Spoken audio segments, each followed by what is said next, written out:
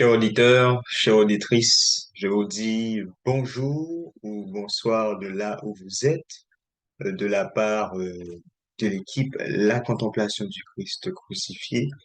Et moi, le frère Bonhomme Steven, j'ai l'honneur de vous présenter le sujet qui a pour titre La dîme et le jugement investigatif. La dîme et le jugement investigatif. Évidemment, j'aimerais faire un court résumé de ce qu'il s'agit de la dîme et pour cela, j'aimerais vous présenter une vidéo pour qu'on aille rapidement et pour qu'on entre plus dans le détail du jugement investigatif et la dîme. Donc voilà la vidéo qui vous sera partagée afin de comprendre très rapidement comment fonctionne la dîme. La voici.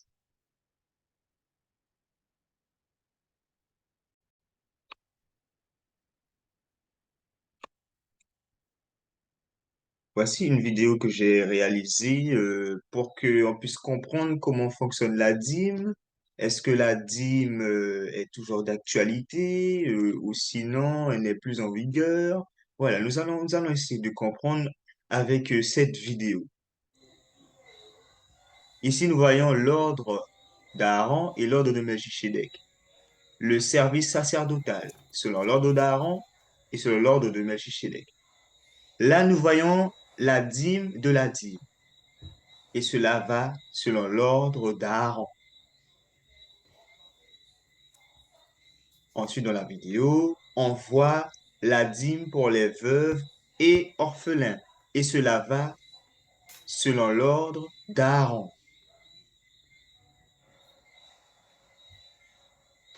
Nous voyons un autre papier qui va être tiré.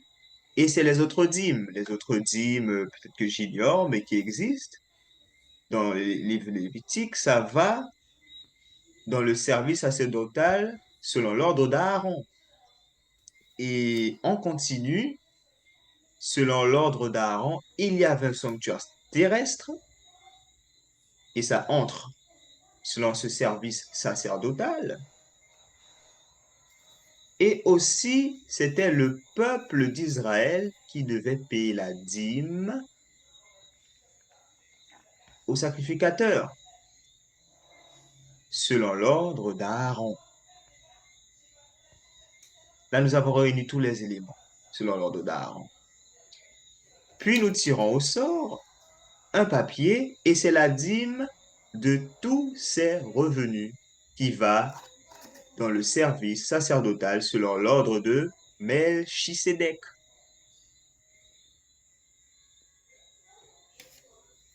Nous tirons encore au sort. Là, il n'y a pas de sanctuaire terrestre selon l'ordre de Melchisédek. Le sanctuaire terrestre n'était pas encore construit.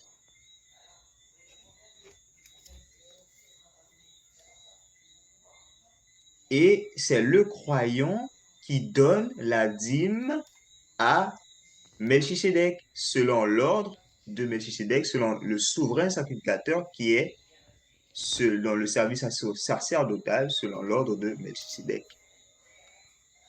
Et où va Jésus-Christ? Jésus-Christ est selon l'ordre d'Aaron ou selon l'ordre de Melchisédek? Eh bien, il est selon l'ordre de Melchisédek. Et nous verrons bien évidemment ensuite les versets qui confirment. Voilà, on reverse pour vérifier tous les éléments qui constituent justement ce service sacerdotal selon l'ordre de Melchisédek. Nous voyons qu'il y a le croyant, c'est lui qui donne la dîme. Le croyant, ce n'est pas simplement le juif, mais c'est celui qui croit en Dieu. Abraham, le croyant. Et oui, et c'est ceux qui ont la foi, qui sont fils d'Abraham, qui sont de la postérité d'Abraham et fils d'Abraham, selon Galate. Et nous voyons que nous payons justement la dîme de tous ses revenus. La dîme de tous ses revenus, ça peut être l'argent, les productions, tes fruits, légumes ou toute autre chose. Et il n'y a pas de sanctuaire terrestre, je précise terrestre. Le céleste est déjà là, mais le terrestre n'est pas encore là. Là, nous voyons avec, le service sacerdotal selon l'ordre de Melchisédek, je reprends, il y a la dîme de ses revenus. La dîme de tous ses revenus, aujourd'hui, nous avons pour revenu principal qui est l'argent, mais ça peut être aussi les produits de la terre et plein d'autres encore, les produits de tes revenus. Ça, c'est selon l'ordre de Melchisédek. Et c'est le croyant qui donne la dîme à Melchisédek. Nous voyons des exemples dans la Bible où Abraham, le croyant, a donné la dîme de tout ou encore la dîme du butin à Melchisédek. Et Melchisédek, il n'y avait pas de sanctuaire terrestre. Donc, on pouvait donner la dîme sans qu'il y ait de sanctuaire terrestre. Jésus-Christ est le successeur de Melchisédek selon Hébreux 7. Jésus-Christ, encore une fois, est successeur de Melchisédek. C'est pour ça que Jésus-Christ est souverain sacrificateur selon l'ordre de Melchisédek. Donc, tout ce qui entre dans l'ordre, dans le service sacerdotal selon l'ordre de Melchisédek, donc, on donne la dîme de tous ses revenus, il faut que tu crois en Dieu, bien évidemment. On ne va pas te forcer. Il faut que tu crois. Et il n'y a pas de sanctuaire terrestre. Eh bien, avec ces éléments-là, ça constitue, en tout cas, j'ai donné quelques éléments qui constituent le service sacerdotal qui entre, voilà, je dirais plutôt qui entre dans le service sacerdotal selon l'ordre de Melchisédek. Mais la question que je vous pose, où est la dîme de la dîme? C'est selon l'ordre d'Aaron. Cela fait partie du service sacerdotal d'Aaron, ainsi que la dîme des veuves et des orphelins.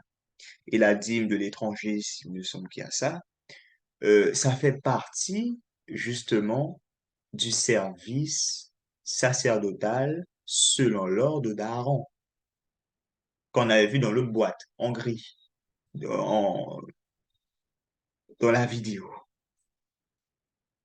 La question, où se trouvait Jésus?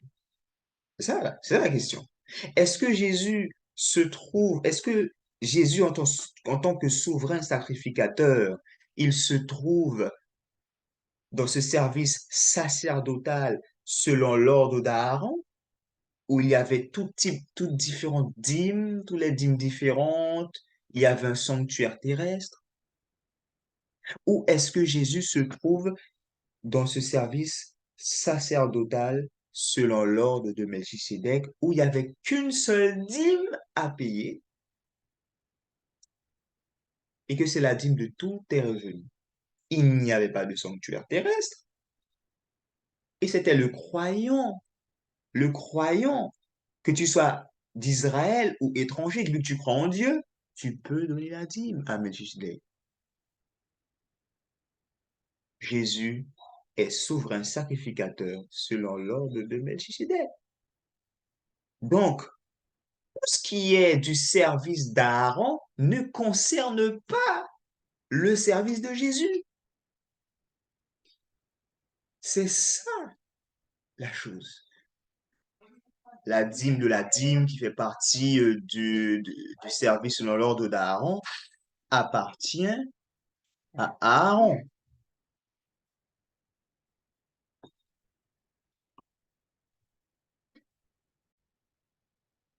Excusez-moi pour l'interruption, il y a eu quelques imprévus. Alors, je disais donc que la dîme de la dîme fait partie du service sacerdotal selon l'ordre d'Aaron, ainsi que tous les autres dîmes, en fait, tous les autres dîmes qui s'ajoutent, la dîme de la dîme des veuves et des orphelins. Ça, c'est dans le cadre du service sacerdotal selon l'ordre d'Aaron. Et Jésus n'est pas là. C'est simple, hein. C'est pas compliqué, hein. Jésus n'est pas là. Jésus est dans le service sacerdotal selon l'ordre de Melchisédek et il n'y avait qu'une seule dîme. Il fallait payer la dîme de tous ses revenus. C'est simple. Il faut pas se compliquer la tête. Il faut pas se compliquer la tête. Et il n'y avait pas de sanctuaire avec Melchisédek. Le seul sanctuaire qu'il y avait, c'était le sanctuaire céleste. Il n'y avait pas encore de sanctuaire terrestre. Il ne faut pas se compliquer la tête.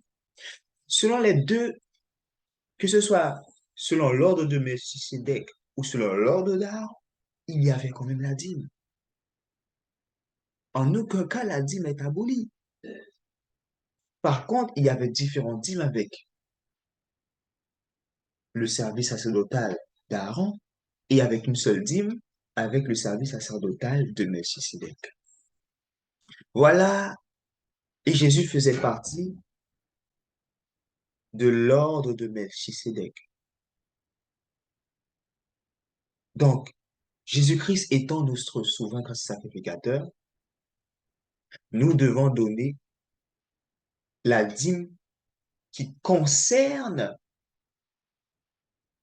Jésus-Christ. Et puisque Jésus-Christ, il fait partie de l'ordre du rang de Melchisédek, il n'y a qu'une seule dîme, c'est la dîme de tous les revenus.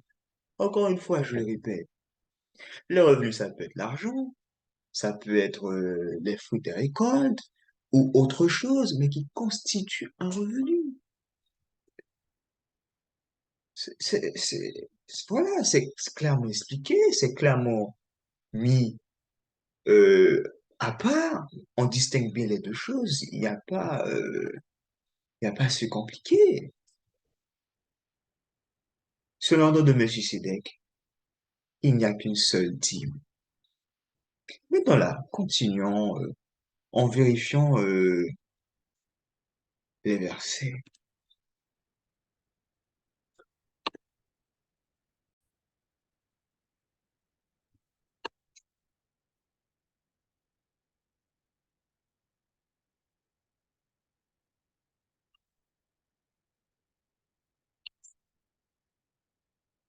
Là, nous voyons bien évidemment un verset d'Hébreu, Hébreu 6, le verset 20. Là où Jésus est entré pour nous comme précurseur, ayant été fait souverain sacrificateur pour toujours, selon l'ordre de Melchisédek. Voilà le texte biblique qui confirme ce qui a été dit. Maintenant là, nous allons voir les services sacerdotaux et les alliances. Il y a une chose qu'il faudrait savoir, c'est que de même qu'il y a deux services sacerdotaux, il y a aussi deux alliances. Il y a un service sacerdotal qui fait partie de l'ancienne alliance et un service sacerdotal qui fait partie de la nouvelle alliance. Maintenant là, il faudrait le définir. Lequel? Lequel? Pour ce qu'il y est du service sacerdotal d'Aaron, selon l'ordre d'Aaron, il a été fait dans le contexte du sanctuaire terrestre où il y avait les cultes et les ordonnances, un peu comme dit Paul dans Hébreu, le chapitre d'Hébreu. Cela fait partie de l'ancienne alliance.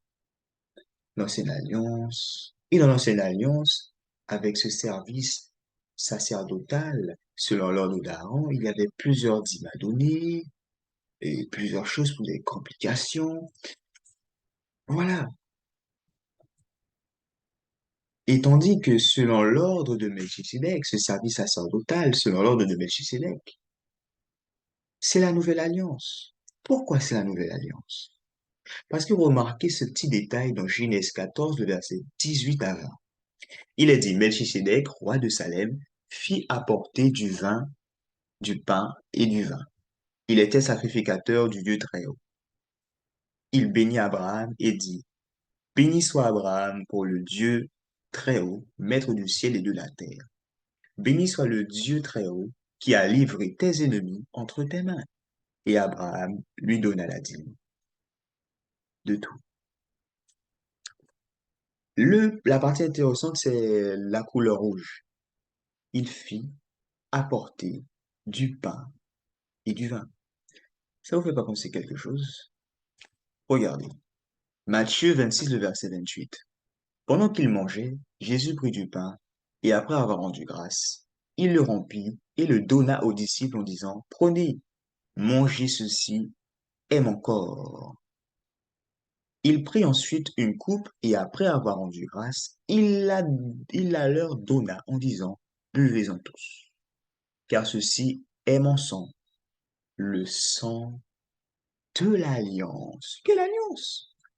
L'alliance de Jésus, c'est la nouvelle alliance. Le sang de l'alliance qui est répandu pour plusieurs, pour la rémission des péchés. Voyez-vous, il a donné le, le pain de la Sainte Seine et le vin, qui est le symbole, qui sont les symboles de la nouvelle alliance. Et nous voyons une similitude avec Melchisédek, souverain sacrificateur. Il apporta du pain et du vin. Cela veut dire quoi?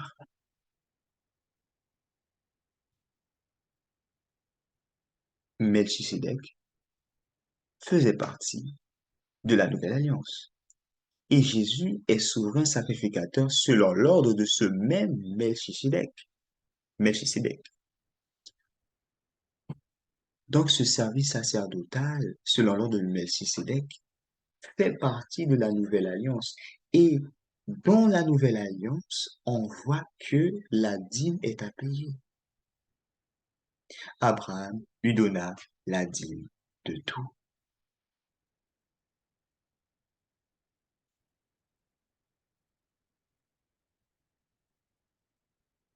Voilà. La question,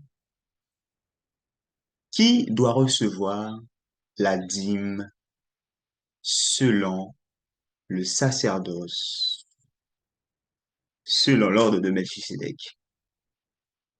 Qui doit recevoir la dîme selon le sacerdoce de l'ordre de Melchisédek, si je dire autrement?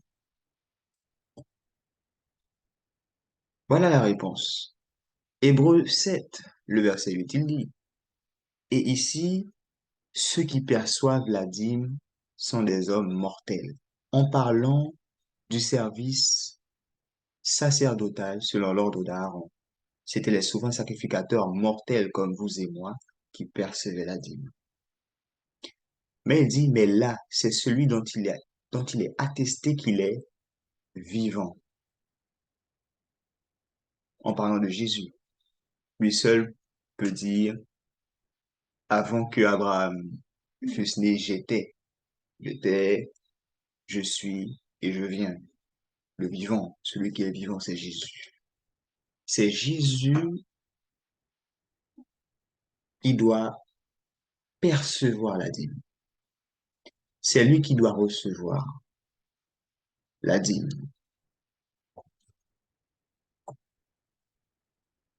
Maintenant là, il perçoit la dîme. Et là, on voit ce titre, le gouvernement de Dieu et sa collecte d'impôts. Nous voyons qu'un gouvernement digne de ce nom c'est comme on appelle ça, de la fiscalité. Il récolte les impôts, on voit depuis les histoires, le Moyen Âge et d'autres encore. Un gouvernement, une nation collecte des impôts. Là, nous voyons dans le texte de Matthieu 22, le verset 17 à 21. Il est écrit, dis-nous donc ce qui t'en semble. Est-il permis ou non de payer le tribut à César? Donc le tribut, les impôts de l'époque, les tributs à César. Jésus connaissait leur méchanceté et répondit, pourquoi me tentez-vous, hypocrite? Montrez-moi la monnaie avec laquelle on paie le tribut. Et ils le présentèrent un denier. Le verset 20, il leur demanda de qui sont cette effigie et cette inscription. De César, lui répondirent-ils. Alors il leur dit, rendez donc à César ce qui est à César et à Dieu ce qui est à Dieu.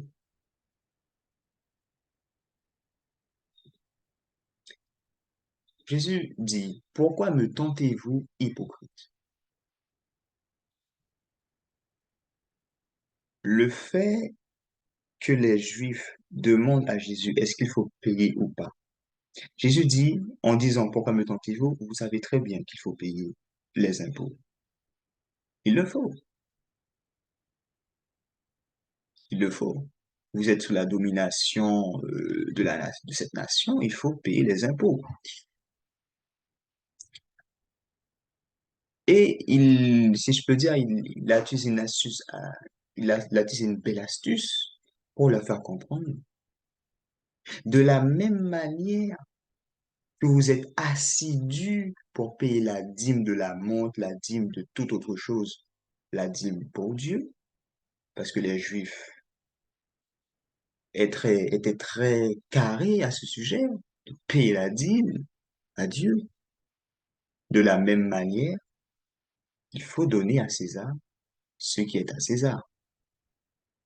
S'il parle, rendez donc à César ce qui est à César par rapport aux tribus, aux impôts, et qui fait le parallèle avec et à Dieu ce qui est à Dieu, cela veut dire que Dieu aussi a une sorte, entre guillemets, de prélèvement d'impôts. N'oubliez pas qu'un prélèvement d'impôts, il y a un pourcentage. Et quel est le pourcentage qui a été donné? 10% de tes revenus, la dîme. Si Jésus lui-même, il respecte l'autorité, le gouvernement mis en place, qui demande à ce que les impôts soient payés. Les impôts est obligatoire. Les impôts sont obligatoires. Mais toi, tu as le choix de ne pas payer. Mais il y a des conséquences, bien évidemment. Mais c'est obligatoire. Si Jésus respecte ces impôts-là, eh bien, à plus forte raison, ne respecterait-il pas les impôts de son gouvernement à lui?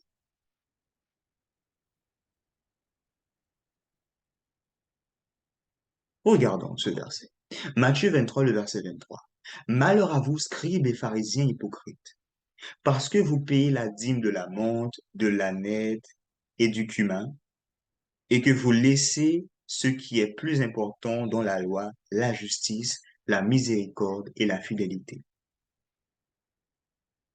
C'est là ce qu'il fallait pratiquer sans négliger les autres choses.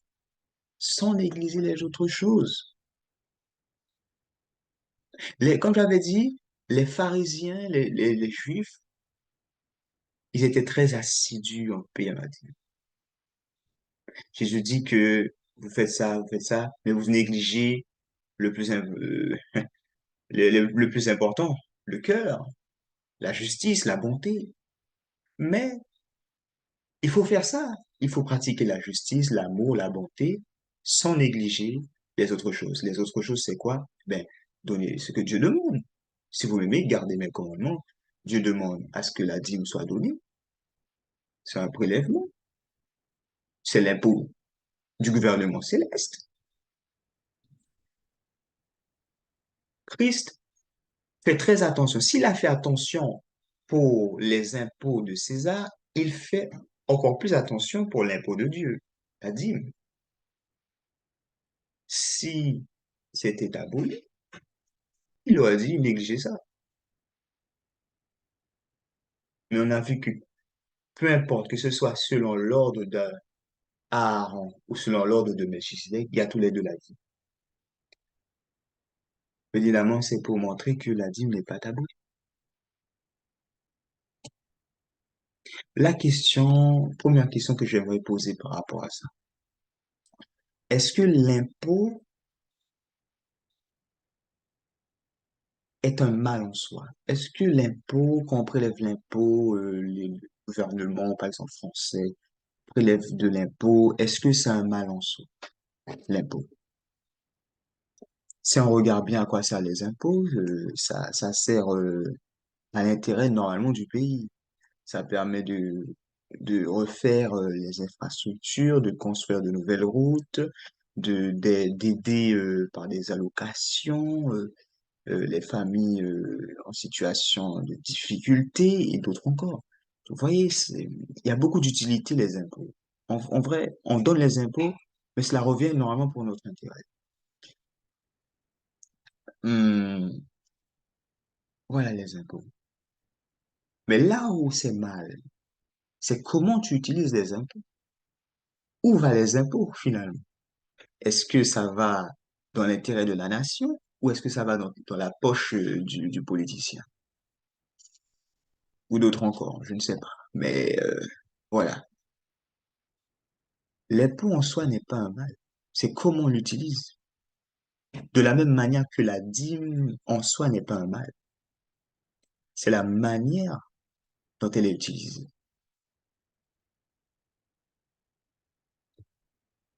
Donc, est-ce un mal de donner la dîme? Est-ce un mal que ça soit obligatoire? Bien sûr que non. Bien sûr que non. Parce que la dîme permet beaucoup de choses.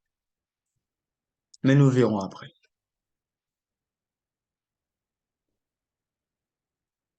Là, nous voyons que ce collecte d'impôts céleste qu'est la dîme, elle doit être reversée. Parce qu'on avait vu précédemment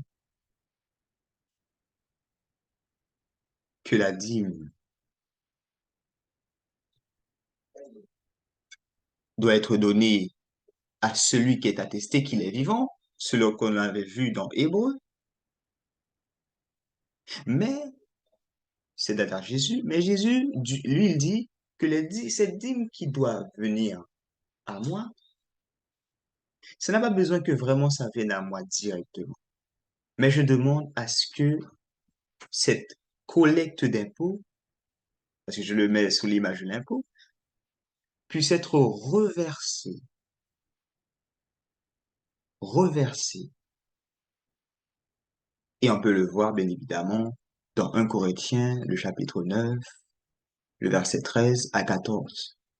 Le verset 13, il dit, ne savez-vous pas que ceux qui remplissent les fonctions sacrées sont nourris par le temple, que ceux qui servent à l'autel ont part à l'autel.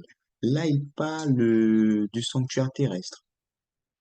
Ce service sacerdotal selon l'ordre d'Aaron, où ils entraient dans le sanctuaire, ils avaient toutes leurs affaires pour eux, parce qu'il y avait tout un système de financement.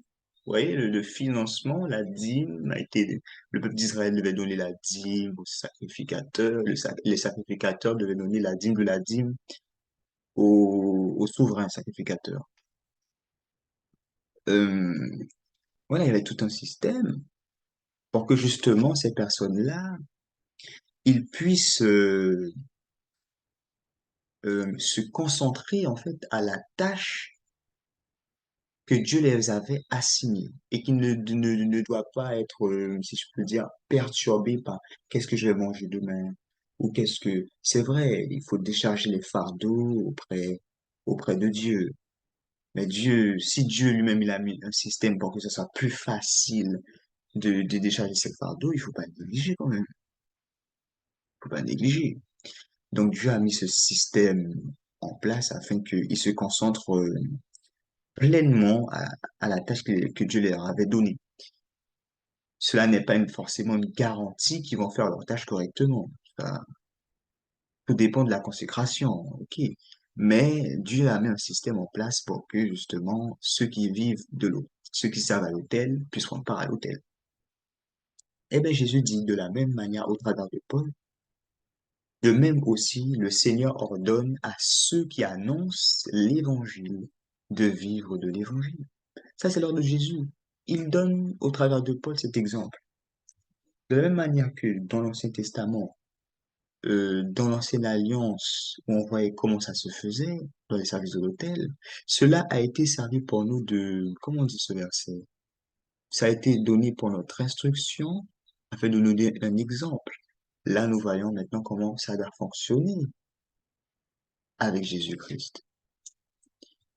Jésus-Christ demande que cet impôt qui doit nous revenir doit être reversé à tous ceux qui vivent, tous ceux qui annoncent de l'évangile, eh bien, ils doivent vivre de l'évangile. Voilà l'ordre donné par Jésus au travers de Paul. Et Paul, lui, il était quelqu'un qui servait justement, qui annonçait l'évangile, qui prenait part à l'évangile pleinement et qui devait prendre part à l'évangile. Mais, vous savez, quand on fait un reversement d'impôt, l'impôt est reversé sous autre forme.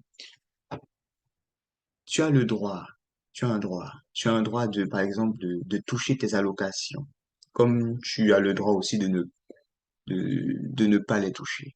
Mais ce droit t'est donné. Mais c'est à toi d'accepter ou de refuser. De la même manière, Paul, il avait ce droit de, de, de, de, de, de, de prélever justement la dîme, de prendre ce prélèvement de dîme des croyants pour que lui, il vive de ce revenu et qu'il puisse être pleinement dans sa tâche, qu'il puisse être concentré pleinement et que sa tête n'est pas là, qu'est-ce que je vais manger demain, où je vais trouver mon argent. Vous voyez? Et là, il peut bien être dans ce service où il est un pasteur des brebis, où il prend soin de ses brebis, il a toute son attention. Voilà. Et là, il dit, si nous avons semé parmi vous les biens spirituels, est-ce une grosse affaire si nous moissonnons vos biens temporels? Première grande question. Si d'autres jouissent de ce droit sur vous, n'est-ce pas plutôt à nous d'en jouir? Parce que c'est eux qui sont vraiment focalisés pleinement dans ce ministère de l'évangile. Ils vivent que de ça. Ils font que ça. Mais est-ce que c'est pas eux qui devraient plutôt en jouir? Mais nous n'avons pas usé de ce droit. Paul dit, je n'ai pas usé de ce droit de recevoir la vie. Au contraire, nous souffrons tout afin de ne pas créer d'obstacles à l'évangile de Christ. Paul dit par là, je ne préfère pas toucher ça parce que il y a des gens qui pensent qu'on est là on est paresseux, on touche, on touche la dîme, tout ça. Et c'est moi aussi, ben moi je veux toucher aussi, moi aussi. Je, je, je participe à l'évangile, je suis disciple. Oui, c'est vrai, tu es disciple, mais tu n'es pas pleinement dans cette œuvre. Ce n'est pas tout le monde qui doit être pleinement dans cette œuvre. Il y a des personnes qui sont pleinement, et c'est eux justement qui, euh, qui doivent percevoir, ou sinon, qui, qui, qui va payer la dîme? C'est la question que je me pose, qui va payer la dîme? Il n'y a pas de sens. Donc c'est vraiment ceux qui vivent vraiment, qui ont une tâche bien spécifique par rapport à cela, à l'œuvre de l'évangile, comme les pasteurs, les apôtres, voilà d'autres, qui, euh, qui cela, à mon sens, dans ce que je vois de l'écriture, mais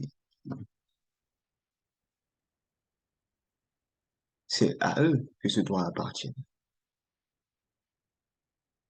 à ceux qui vivent pleinement de l'évangile. Maintenant, il dit, nous souffrons tout afin de ne pas créer d'obstacle à l'évangile de Christ. Bien évidemment, j'avais dit que les Corinthiens, ils pensaient qu'il y avait, vous savez, ah, ils profitent de nous. Mais non, Paul a dit, eh bien, puisque c'est comme ça, pour que l'évangile passe mieux chez vous, Eh ben, je vais pas utiliser ce droit. Je vais pas prendre votre dîme. Je vais travailler de mes propres forces, de mes propres forces, hein. Comprenez? Je vais travailler de mes mains, de mes mains, et je vais vous montrer que je suis pas un profiteur. Et c'est ainsi, qu'il dit, pour moi, dans le verset 15, pour moi, je n'ai usé d'aucun droit, d'aucun de ces droits. Et ce n'est pas afin de les réclamer en ma faveur. Parce que Paul, il avait la possibilité de réclamer ce qu'il est dû. Le reversement que Christ avait dit.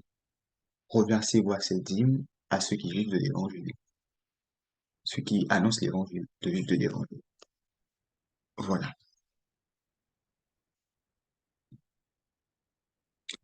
Paul rajoute dans 1 Corinthiens 9, le verset 18, quelle est donc ma récompense? Cette récompense, ce n'est pas la dîme, ce n'est pas ça. Pour lui, c'est d'offrir gratuitement l'évangile que j'annonce sans user de mon droit de prédicateur de l'évangile. C'est là la récompense. Pour Paul, il sait qu'il a droit à la dîme, mais il sait que ce n'est pas ça pour lui sa récompense. C'est pas ce salaire-là. Non, non. C'est d'offrir gratuitement l'évangile que j'annonce sans user de mon droit de percevoir la dîme.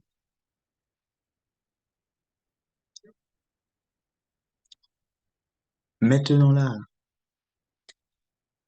avant d'entrer dans la dîme, dans le cadre du jugement investigatif,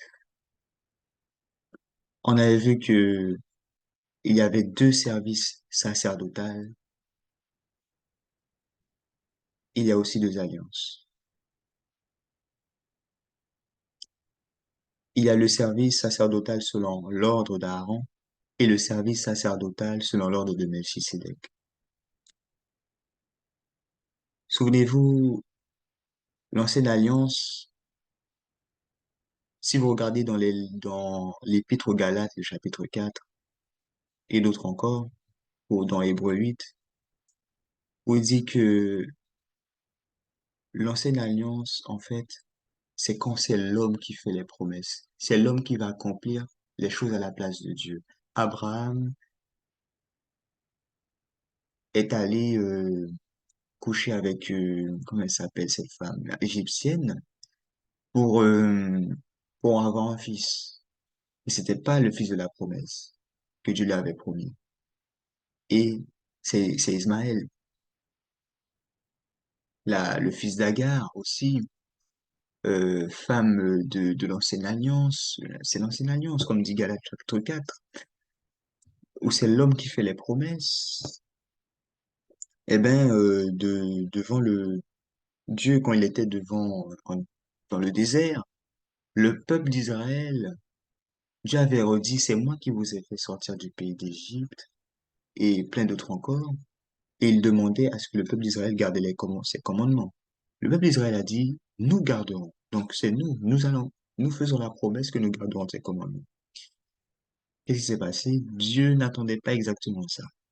C'était bien, ils avaient le désir, mais il fallait qu'ils demandent à Dieu que la loi soit écrite dans les cœurs. Ça, c'est la nouvelle alliance.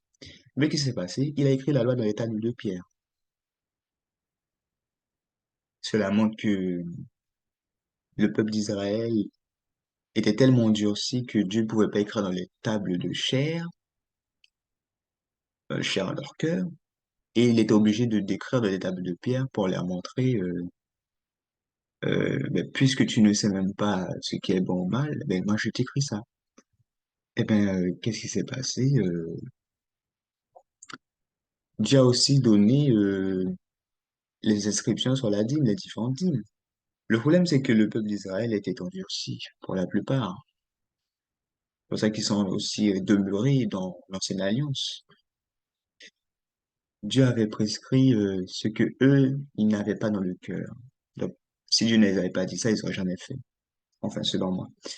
Et par exemple, la dîme des orphelins et des veuves, si Dieu n'avait pas dit de donner cette dîme, il n'aurait jamais donné, ce peuple n'aurait jamais peut-être donné quelque chose pour les veuves et les orphelins ou l'étranger ou encore et encore, ou la dîme de la dîme ou toute autre chose.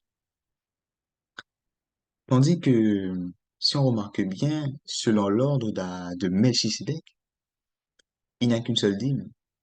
Je me pose la question, mais pourquoi il n'y a qu'une seule dîme? En vérité, je me dis, puisque dans la Nouvelle Alliance,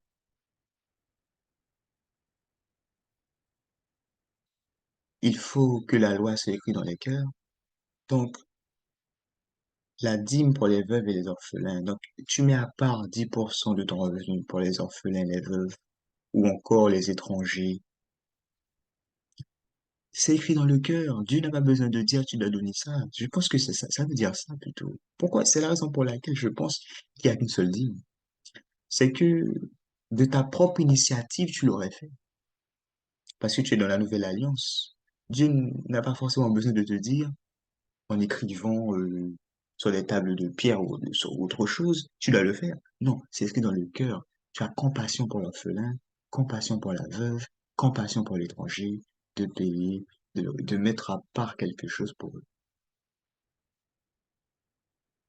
Après, pour ce qu'il y est de la dîme, tout simplement pour Dieu, euh, celui-là, ça me fait penser au sabbat. Le sabbat,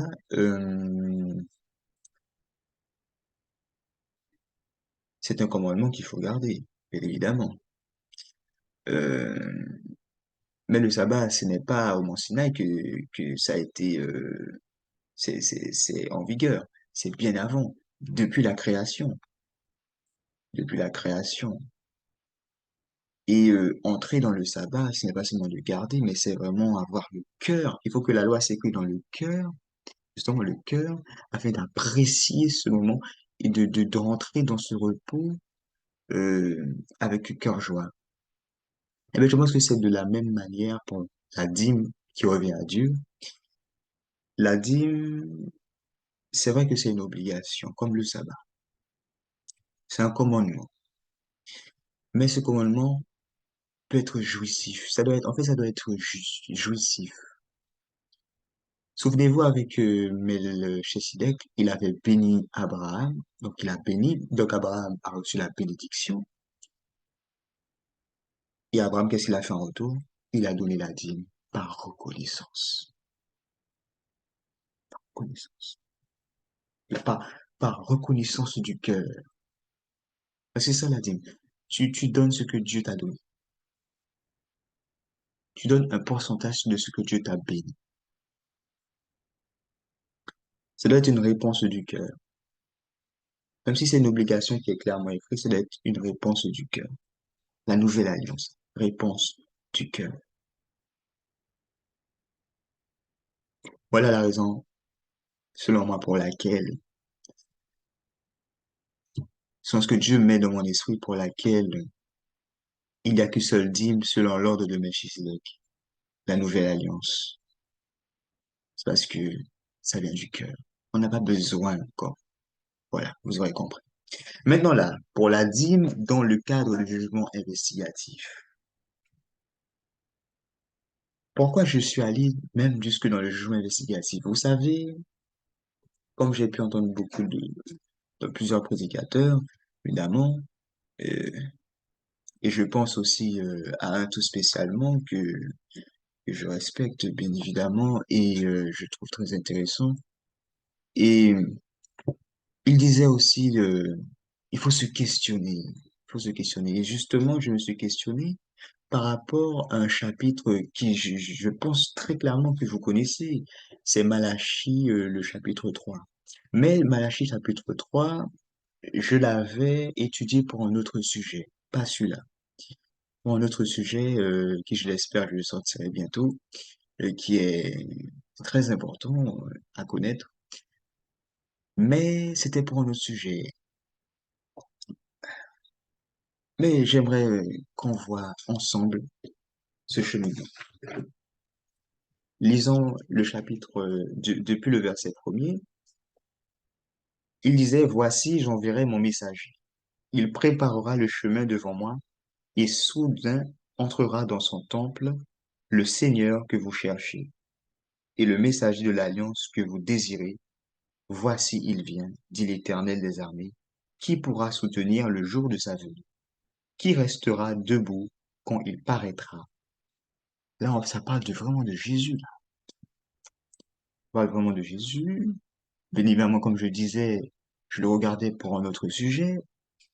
Et puis, il dit dans le verset qui continue, car il sera comme le feu du fondeur, comme la potasse des foulons. Il s'assiera, fondra et purifiera l'argent. Il purifiera les fils de Lévi et les épurera comme on épure l'or et l'argent. Et ils présenteront à l'Éternel des offrandes avec justice. Alors l'offrande de Juda et de Jérusalem sera agréable à l'Éternel, comme aux anciens jours, comme aux années d'autrefois. Je m'approcherai de... Là, c'est très intéressant parce que j'ai cherché à comprendre en fait de quel jugement on parle. Est-ce que c'est le jugement dernier? Est-ce que c'est le jugement investigatif? Ou encore un autre jugement? Je lisais et puis il dit, là j'ai eu ma réponse par rapport à cet élément. Je m'approcherai de vous. Il parle de qui de vous? Dieu s'adresse toujours au peuple d'Israël, hein, de vous. Vous, le peuple d'Israël, les Lévites, vous purifiez les Lévites. Donc, l'œuvre de purification, il n'y a qu'un seul jugement qui correspond à ça. Hein. L'œuvre de purification, c'est le jugement investigatif. Se fera bien évidemment avant le retour de Jésus. Il faut que cette œuvre de purification soit faite afin qu'il puisse supporter l'avènement du Christ quand il paraîtra. Qui subsistera, qui restera. Et là, je réfléchis, bien évidemment, je réfléchis, et je me hâterai de témoigner contre les gens chanteurs et les adultères, contre ceux qui furent faussement, qui, contre ceux qui jurent faussement, contre ceux qui retiennent le salaire du mercenaire, qui oppriment la veuve et l'orphelin, qui font tort à l'étranger, et ne me craignent pas, dit l'Éternel des armées. Voyez-vous, même là, en ce moment même, je suis choqué parce qu'on me dit qu'il opprime la veuve et l'orphelin et qu'il fait tort à l'étranger.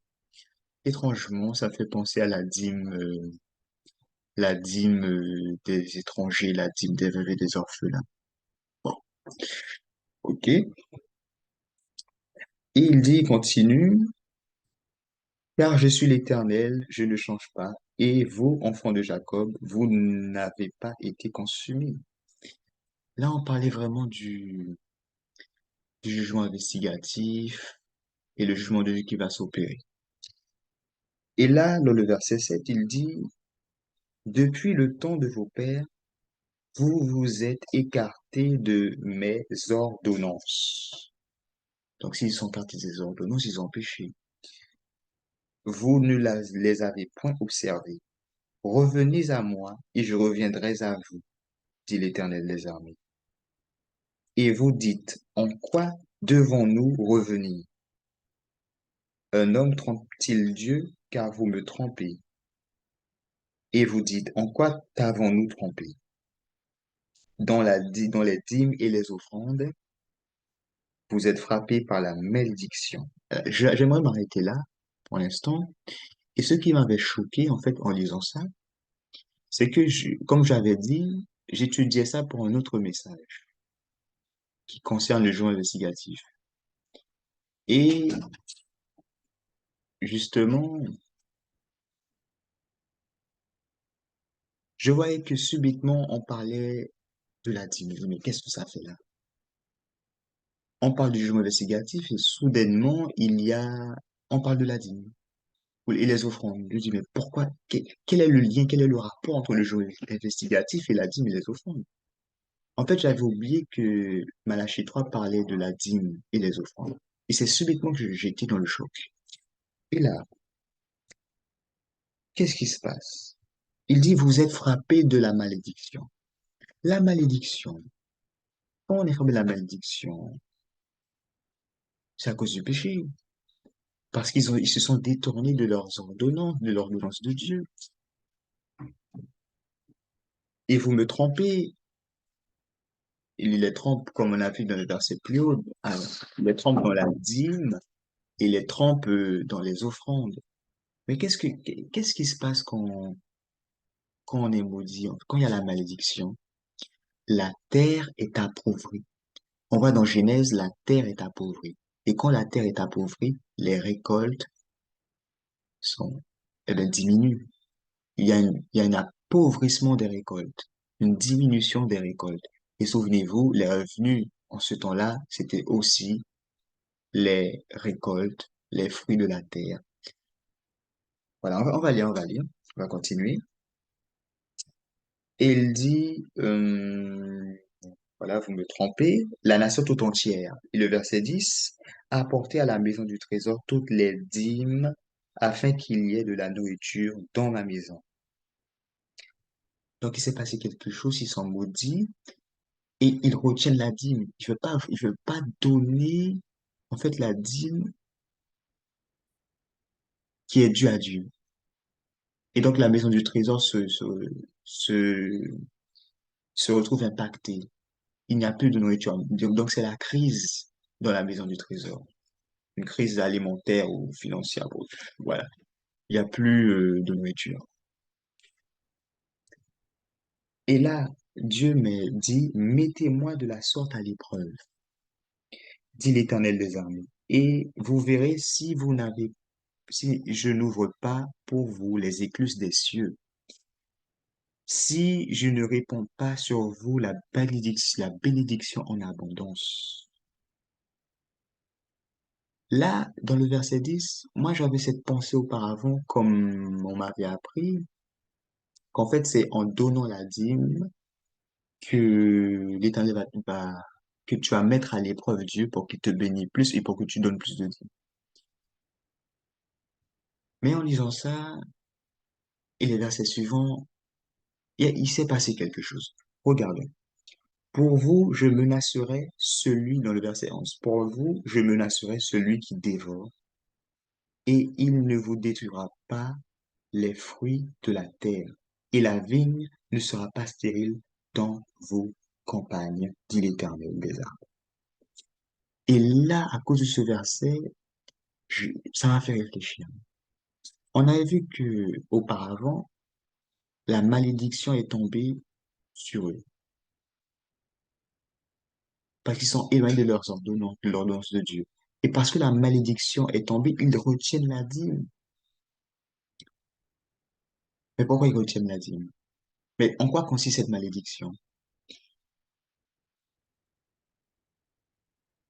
La malédiction consiste au fait que leurs fruits sont détruits. Les fruits de la terre sont détruits. La vigne est stérile dans les campagnes du peuple d'Israël. Il y a une baisse de production et c'est la raison pour laquelle ils retiennent la dîme. Ils ne veulent pas payer à l'Éternel la dîme. Ils sont en crise et parce qu'ils sont en crise, ils retiennent. Donc, il y a une crise aussi dans la maison du trésor. Mais l'Éternel dit, non, non, non, non, non. Mettez-moi de la sorte à l'épreuve. Mettez-moi de la sorte à l'épreuve. Et pour voir si je vais pas ouvrir pour vous les écluses des cieux. Et qu'est-ce qu'il dit après quand il dit ça? Il dit, pour vous, je menacerai celui qui dévore. Mais qui dévore quoi?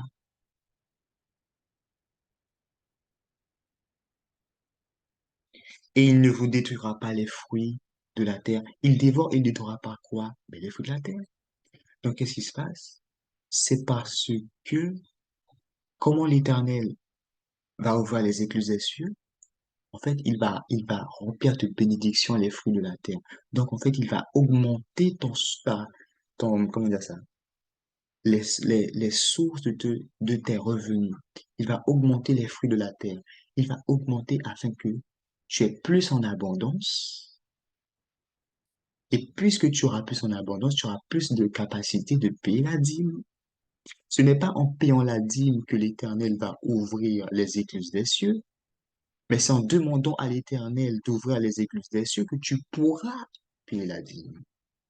C'est parce que l'Éternel t'aura béni que tu pourras payer la dîme. Et c'est pour ça qu'il dit dans le verset 12, toutes les nations vous diront heureux, car vous serez un pays de délices. Si c'est un pays de délices, il y a plein de nourriture dégustative, etc. Parce que Dieu leur a béni. La bénédiction qui sort des écluses des cieux et qui descend en abondance. Et c'est ça. Et les autres nations, toutes les nations vous diront heureuses, car vous serez un pays de délices, dit l'Éternel des armées. Et là, je comprends une chose. Puisque Dieu te demande en fait de le mettre à l'épreuve afin qu'il augmente tes revenus, afin que toi tu puisses lui remettre ce que tu lui dois, la dîme. Et la foi que Dieu te donnera les moyens que tu puisses payer la dîme. C'est comme, il y avait un verset où Jacob faisait un vœu à l'Éternel. C'est le même schéma. Jacob était pauvre. Il fuyait Ésaü. Il avait presque rien. Et Jacob, bien évidemment, il a fait un vœu à l'Éternel. Et en conséquence de ce vœu, si tu réalises ce vœu, je te paierai la dîme. Jacob, ben, il attendait que Dieu lui donnait les revenus parce que si tu veux pas payer la dîme avec rien. Non, il faut quelque chose. Eh bien, Dieu a pourvu à cela. Et il a simplement répondu, en fait, au commandement de Dieu. De la même manière que pour le sabbat, le peuple d'Israël ne pouvait pas garder le sabbat à cause de l'esclavage, mais Dieu a fait en sorte qu'il sorte du pays d'Égypte pour qu'il puisse observer le sabbat. Vous voyez pas, c'est la nouvelle alliance, c'est Dieu qui accomplit les promesses en nous. Nous ne pouvons même pas payer la dîme parce que nous sommes pauvres, mais Dieu nous enrichit, les promesses viennent de Dieu, l'action vient de Dieu, et nous avons la possibilité de garder ses commandements grâce à lui. Nous avons la possibilité de garder le sabbat grâce à lui. Nous avons la possibilité de payer la dîme grâce à lui. De la même manière, plus tu donnes de dîme, ça montre que tu as été béni. Et c'est la reconnaissance envers Dieu. C'est la réponse du cœur.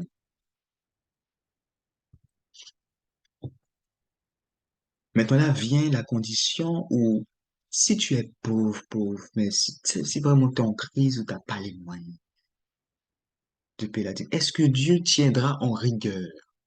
C'est ma question que je pose. Est-ce que Dieu tiendra en rigueur quelqu'un qui n'a pas les moyens? Jacob n'avait pas les moyens. Et pourtant, Jacob a demandé à Dieu de le bénir afin qu'un jour il puisse donner la dîme. Quelque chose d'obligatoire.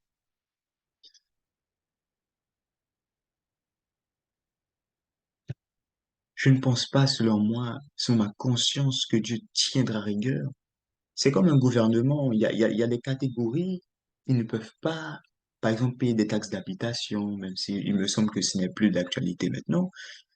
Euh, Selon certains revenus, mais plus ton revenu est haut, plus tu vas payer normalement de taxes, d'impôts. Ben, voilà. Est-ce que Dieu tient en rigueur? J'en suis pas convaincu. Mais si tu as la possibilité de payer la dîme, c'est une bonne chose. En réponse du cœur, en reconnaissance envers Dieu. Car quelle bénédiction c'est de donner la dîme, montrant que Dieu nous a bénis. Waouh! Et les offrandes aussi, une réponse du cœur. Action de grâce. Voilà. Mais il y a quelque chose qui m'a fait frémir.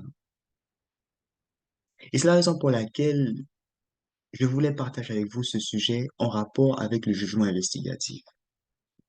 Parce que tout ce qui a été écrit là, tout ce qui a été dit dans Malachie 3, si on prend dans son ensemble, hein, vraiment dans son ensemble, c'est par rapport au jugement investigatif. Et là, il y a quelque chose de terrible. C'est que moi, je me dis, mais pourquoi Dieu, en fait, en parlant du jugement investigatif, pourquoi il a pris l'infidélité de la dîme? Il pouvait prendre l'infidélité de la consécration. l'infidélité d'adultère, l'infidélité de vol, de convoitise, l'idolâtrie. Pourquoi la dîme? Je comprends pas. Enfin, je comprenais pas.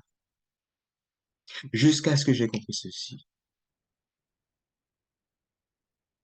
Certes, ne pas donner la dîme en soi, simplement la dîme, puisque ce n'est pas aboli. Rien ne dit dans la Bible que c'est aboli. Au contraire, Jésus-Christ, qui est selon l'ordre de Melchisédek, qui est souvent sacrificateur selon l'ordre de Melchisédek, doit percevoir la dîme, parce que Melchisédek percevait la dîme. Donc ça, rien n'est aboli. Mais là où se trouve vraiment la gravité du péché, la lourdeur du péché, dans le fait de ne pas donner la dîme à Dieu. Et là, j'ai réfléchi. Dieu a mis en place un système. Et ce système permet que ceux qui sont les plus consacrés, en fait, ceux qui... Parce que normalement, c'est tout le peuple d'Israël qui devait être consacré, par exemple. Mais Dieu, bon, après plein de choses, il a consacré une partie du peuple vraiment à fond, à fond, à fond. Il doit être à fond, il ne doit pas penser à, leur, à des affaires de possession, de terrain, non, vraiment être dans l'œuvre de Dieu à fond. Et là, maintenant, pour ce qui concerne l'Église, par exemple, prenons l'exemple des pasteurs. C'est vrai, la dîme, normalement, ils vivent de l'Évangile, normalement, ils doivent consacrer leur temps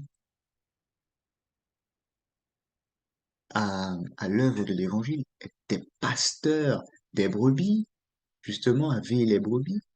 Ils doivent avoir toute leur focalisation sur l'Église. Et là, comme tout homme, ils doivent manger, ils doivent boire. Comme dit Paul dans son verset, mais nous aussi, on doit manger, on doit boire. Donc, c'est normal qu'ils puissent s'inquiéter de ce qu'ils vont manger demain. Mais tout l'important, c'est de remettre justement ces inquiétudes entre les mains du Christ. Christ lui-même a mis un système. Le système de prélèvement de dîmes et de reversement à ceux qui annoncent de l'évangile, qui vivent de l'évangile. Quand on perturbe ce système, vous savez ce qui se passe? Les personnes qui vivent de l'évangile, ils commencent à s'inquiéter. Ils ne devraient pas parce que si ça fonctionnait bien, il n'y aurait pas de souci. Ils commencent à s'inquiéter. Donc, ils commencent à se dire comment et même jusqu'à chercher de sources de revenus pour en subsister. Si vraiment on donne pas la dîme du tout, du tout, du tout, là, c'est une catastrophe. Ils vont essayer de trouver le moyen de vivre. Tout à fait normal. Euh, et subvenir à leurs besoins. Euh, Qu'est-ce qui va se passer? Toute leur attention, leur focalisation sur les âmes que Dieu leur a placées dans leur responsabilité, sous leur responsabilité, ils vont commencer à les négliger petit à petit parce qu'ils n'auront pas le choix, ils devront chercher de quoi se nourrir.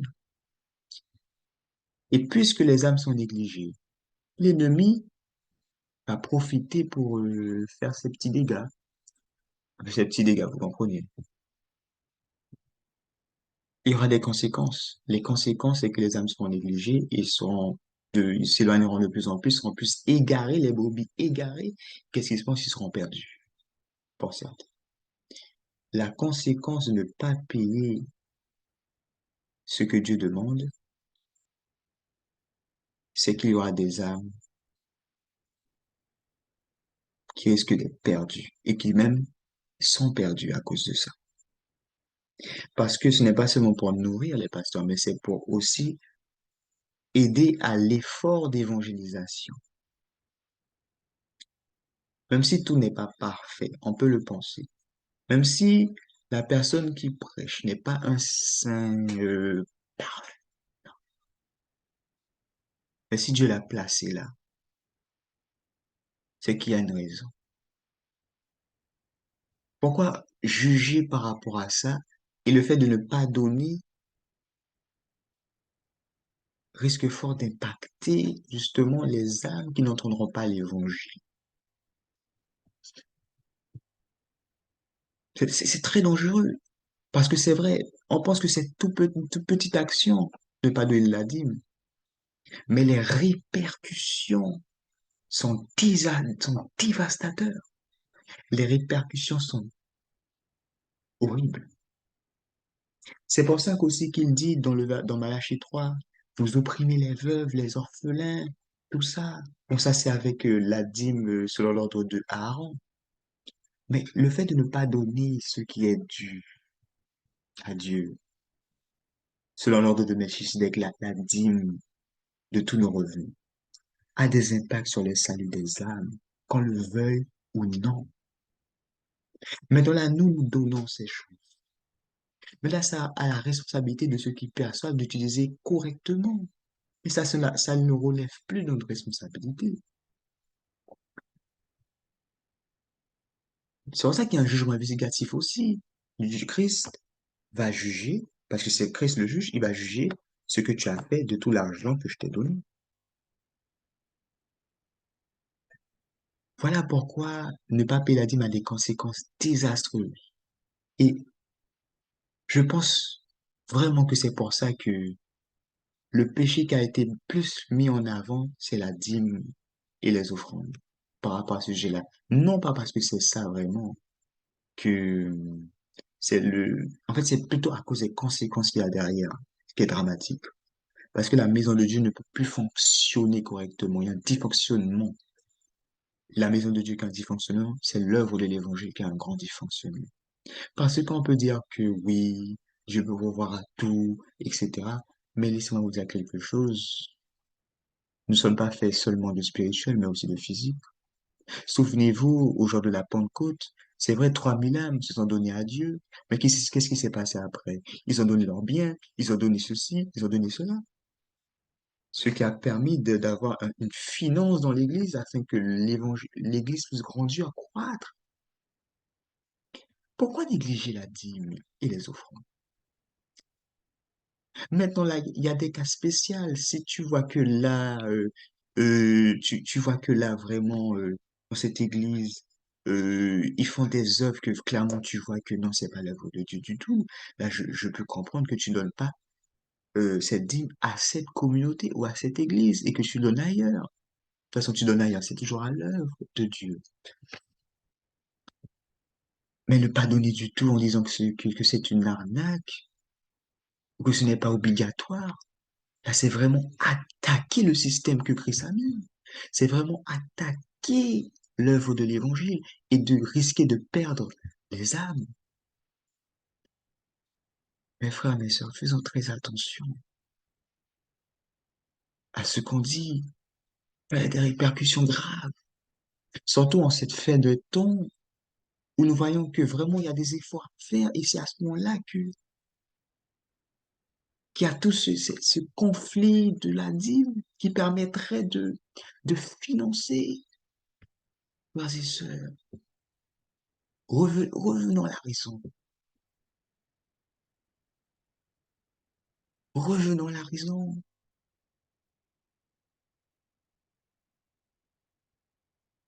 La dîme a une grande importance pour le salut des âmes. Aussi,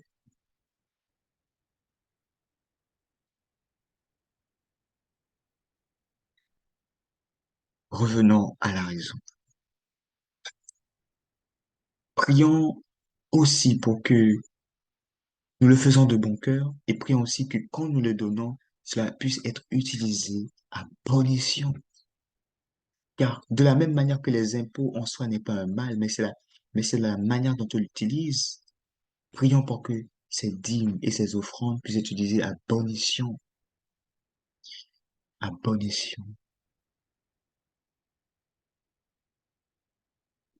Car le fait de ne pas donner, vous imaginez pas mais quel drame! Les anges et Dieu verront ce péché inscrit dans le livre des péchés. Non seulement ça, mais toutes les conséquences après, à cause de ça, à cause du fait que tu n'as pas donné, telle âme est perdue. Mais c'est vraiment le salut de vos âmes qui est en jeu. C'est un péché. Désolé de le dire, mais c'est un péché. Et grave. C'est la raison pour laquelle ça a été mentionné dans le contexte du jugement investigatif dans Malachie 3. Si c'était un truc banal, une opinion comme ça, bah, j'aurais rien dit de ça. Mais c'est parce que Dieu m'a inspiré de ça et que je vois l'importance que, mais si on ne dit pas ça, mais il y a un poids lourd qui va peser sur eux. L'amour, c'est de redresser ce que tu fais. C'est pas un bon chemin. Attention. Vous pensez que c'est ça, on pense que c'est ça, mais attention. Parce que moi aussi, je pensais à un moment donné que la dîme, c'était plus, mais en voyant toutes ces choses-là, simplement, je vois que finalement, c'est plus qu'obligatoire, c'est plus qu'en vigueur. Il faut le donner pour le salut des âmes. Non seulement par reconnaissance pour Dieu, mais pour le salut des âmes. Pour le salut de nos pasteurs, qui ne s'égareront pas. Pour le salut de ceux qui vivent de l'évangile et pour le salut de ceux qu'on doit chercher. Voilà, mes frères et sœurs. J'espère que ce message vous aura résonné la conscience, que cela aura mis une réflexion en vous. Voilà toute ma prière. C'est qu'on demande à Dieu de mettre cette conviction en nous, que ce n'est pas rien de payer ce qui est dû, mais qu'il y a un objectif derrière. Que Dieu vous bénisse et qu'il vous accompagne dans votre vie de tous les jours. Amen. Éternel notre Dieu et notre Père, merci d'avoir donné l'opportunité de parler de ce sujet et que j'espère que beaucoup seront éclairés. Je te prie, Seigneur, le temps est proche, que nous puissions être irréprochables, que nous puissions nous repentir de la bonne repentance. Nous puissions voir le mal que nous avons fait à toi, en pensant à des choses peut-être par conviction même.